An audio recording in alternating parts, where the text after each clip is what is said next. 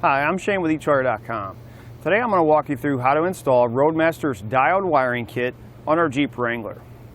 It's going to be one of 5 main components on a flat tow setup. The other 4 are going to be your base plate, your tow bar, your safety cables, and your braking system. Our diode kit is designed to do is allow our towed vehicle to receive light functions from our RV so that we're legal and we're safe while we're driving down the road. We're going to have a plug that mounts on the front of our towed vehicle. We'll have wiring that runs to the back of the vehicle behind each taillight where we connect our diodes. As I mentioned, our diode kit is going to allow our towed vehicle or our Jeep to receive light functions from the motorhome so that we're safe when we're driving, so that everybody knows what we're doing, whether we're braking, we're turning, or we're driving at night. Diodes are going to hook directly to factory wiring behind each taillight, and what they're going to do is they're going to protect our factory wiring in our Jeep if there's any backfeed from the motorhome. Now, some concerns may be hooking diodes to your factory wiring. Keep in mind, hooking them up is not going to interfere with the normal functions of the lights when driving the vehicle under normal conditions. When comparing this kit to other types of wiring kits or lighting kits, I'm going to have to say this would be my choice. It's going to be a lot cleaner once it's installed. It's going to be easy to use because you have to simply plug in your wiring from the RV and you're ready to go. With any other lights, you may have to suction cup them up on the top or mount them somewhere on the outside, and you're going to have to take them off and put them away, store them somewhere when you're not flat towing the vehicle. With that being said, let's go ahead and walk through together how to get this kit installed. To begin our installation, you notice I have the bumper removed.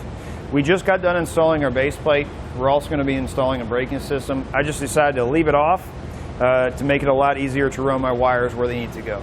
We're going to start right here on these 2 pins. You can see I zip tied, or I taped about 3 inches of length on it, and I ran my wire over, zip tied it to the factory wiring, and ran it right up behind my grill up to the top up here. Once I have a little bit zip tied here, I took the rest of it, went back down, and you can see where it's coming down the same place, and I routed this back to the back of the vehicle. To route my wiring to the back of the vehicle, because it's a Jeep, customer potentially may be using it for off-roading. Running it through the frame rail is the way I like to go. Keeps the wire from getting damaged by any rocks or anything like that. How I did is I used an airline tube. Where I came down, you want to make sure you're staying away from anything hot or moving. I zip tied it to this factory wiring. There's a large hole right here on the outside. Brought my airline tube out, followed by my wiring. What I did is all along the frame rail there's holes. You can take that airline tube and just kind of feed it through and come out each hole and work your way all the way to the back of the vehicle. Now it really doesn't matter if you go driver's side or passenger side. I always go to the driver's side. You can see this hole right here on the side, outside of the frame rail on our driver's side. I brought my wiring out. Now I'm going to go up and go back behind my taillight. Next we need to remove our taillights. We're just going to be taking out the 2 inside Phillips head screws.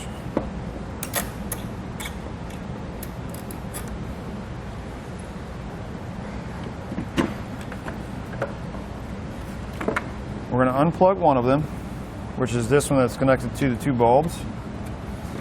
I'm going to push down, pull out, and this one we can just pop off the connector itself, like that. And then your passenger side is just going to have 1 plug. Notice down inside the pocket there's a piece of foam there. You move that out of the way, there's a large opening. That's where we're going to be taking our wire out.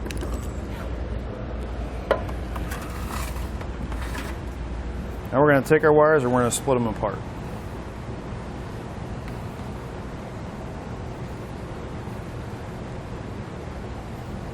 Our green wire, we push back down through the hole. That's going to go over to our passenger side. Our white wire is going to be our ground. We'll cut it to size. Strip it back. We'll add on our ring terminal. Go ahead and crimp it down. I actually decided to ground it right on the outside instead of the inside. The inside was a little bit hard to get to. You just want to make sure wherever you ground it, it's on metal.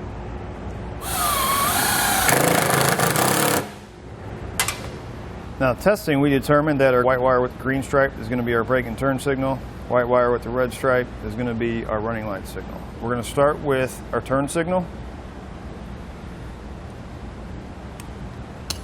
We'll split it. Strip back each end.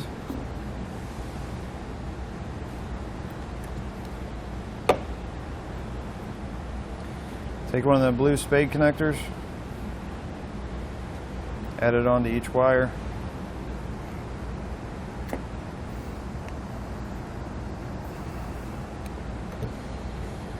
Take your diode. Single side goes towards the plug, double side goes up. You've just recompleted that circuit. We'll take our yellow wire, which is going to be our brake and turn signal for the driver's side. We're going to cut it to size. Add a blue spade connector.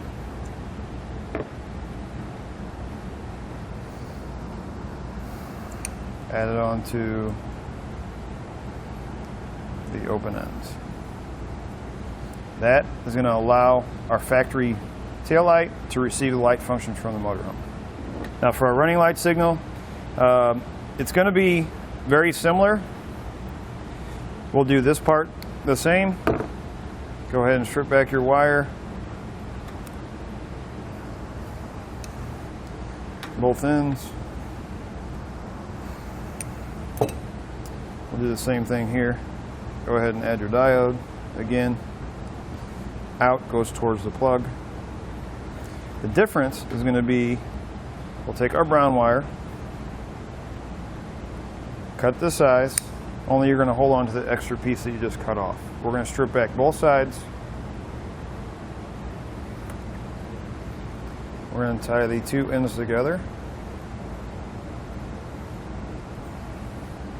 You're going to have a large spade connector like this. Add that.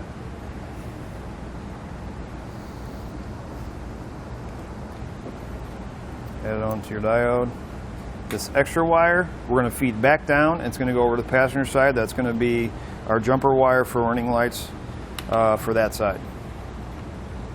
Each diode is going to have some two-sided tape on it. We're going to peel one off. I like to stick them together like this. And then we'll take a zip tie, and I'll zip tie around just to hold it. Then what I'm going to do is I'm going to take this side off, and right on the inside, make sure you wipe it off. We're going to stick our diodes right there so they stay up out of any of the dirt and away from a lot of the moisture. Now to run my green and brown wire over to my passenger side, I went over top the frame rail, over top of my heat shield, came all the way across to the other frame rail, went over the top of it. There's a small hole right on the bottom here that goes right up into the pocket behind the taillight. If that hole is not there, you're going to have to drill a small hole right in this panel. Now our passenger side is going to hook up just about the same as our driver's side, except we're going to have one brown wire instead of two. And the color of our wires are going to be a little bit different.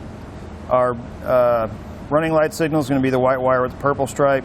Brake and turn is going to be the yellow wire with the white stripe. Once you've got your diodes tied together, go ahead and plug your lights back in and you can reinstall your lights. I'm going to temporarily install my 6-pole plug so I can test my wiring and make sure everything's working correctly.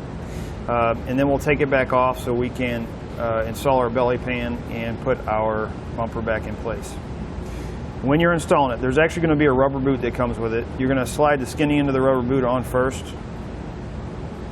On the back side of the plug, they're going to be marked. GD's for ground, TM's for running lights, LT's left turn, RT's right turn. You have a charge line would go in the middle, and then you have one for supplemental if you are using this on a trailer or something like that for brakes. I like to use a flathead screwdriver on these screws. You can use a Phillips. It seems to me that the Phillips tends to strip these out a little bit. You're not going to have to take these all the way out. They are very small, so you don't want to lose them. We're going to strip it back enough that the screw is actually going into the wire, not into the coating.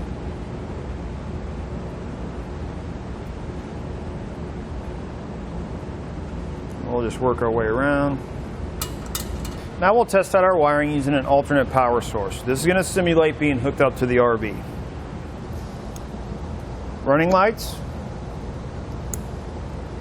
left turn, brake lights, right turn. Now that we know everything's working correctly, we can go ahead and remove our plug, add our braking system or anything else that we may be adding, reinstall our bumper, our lower pan, and then we're ready to go. Again, I'm Shane with eCharger.com. I hope this video has helped you, whether you're still deciding or installing the diode wiring kit on your 2011 Jeep Wrangler.